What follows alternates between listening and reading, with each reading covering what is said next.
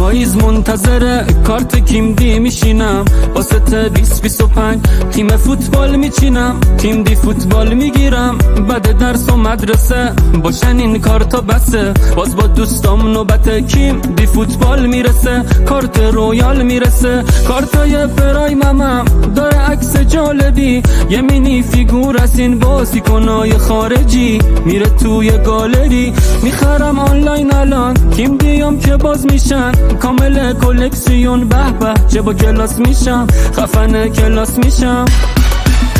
کیم دی رو که تکوندی اسم بازیکن خوندی، با اسکن این کد اونو توی تیم تو نشوندی، کیم دی رو که تکوندی کل همه رو خوابوندی، خودتو با یه کامبک به قرعه کشی رسوندی.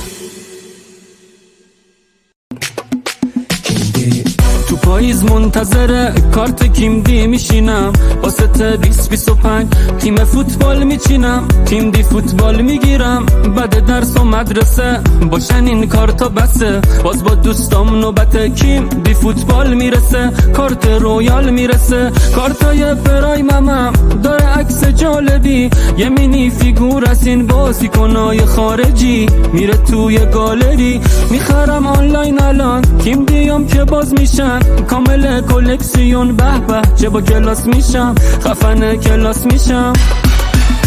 کیم دی رو که تکوندی اسم بازیکن خوندی، با اسکن این کد اونو توی تیم تو نشوندی، کیم دی رو که تکوندی کل همه رو خوابوندی، خودتو با یه کامبک به قرعه کشی رسوندی.